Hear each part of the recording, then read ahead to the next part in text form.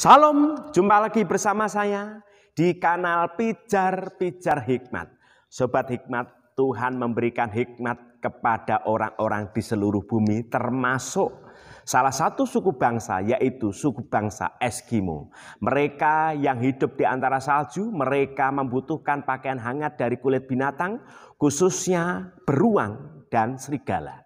Bagaimana mereka mendapatkannya? Jadi mereka memasang umpan yang berupa pisau kecil yang dilumuri dengan darah kelinci. Darah kelinci yang sudah membeku itu lalu dipasang sebagai jebakan.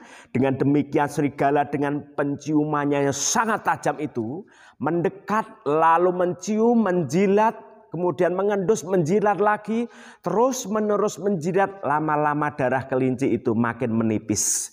Dan ketika makin menipis, disitulah lidah mereka mulai menyentuh pisau kecil itu.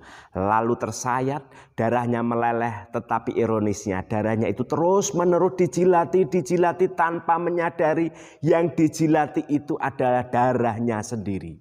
Serigala ini puas, kenyang, tetapi di saat bersamaan dia itu tumbang.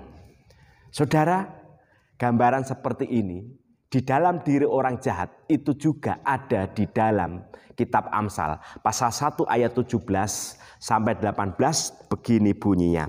Sebab percumalah jaring dibentangkan di depan mata segala yang bersayap, padahal mereka menghadang darahnya sendiri dan mengintai sak nyawanya sendiri.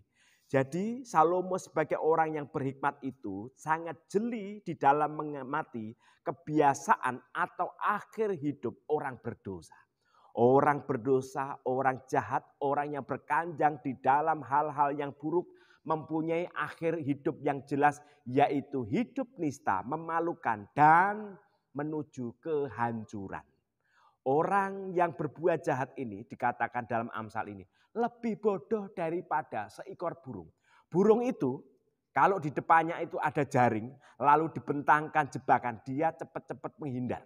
Tetapi orang yang berkanjang dalam dosa dan kejahatan, mereka akan jalan terus menikmati dosanya itu. Tetapi akhir hidupnya jelas, mereka dalam kepuasan dan rasa kenyangnya, mereka tumbang.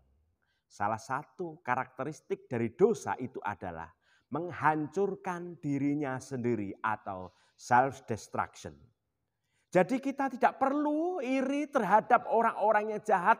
Tidak perlu iri terhadap kekayaannya, kemakmurannya, ketenarannya. Kita tidak perlu mengutuki mereka. Kita tidak perlu ikut-ikutan melakukan kejahatan. Tetapi kita dipanggil menjadi orang yang berhikmat.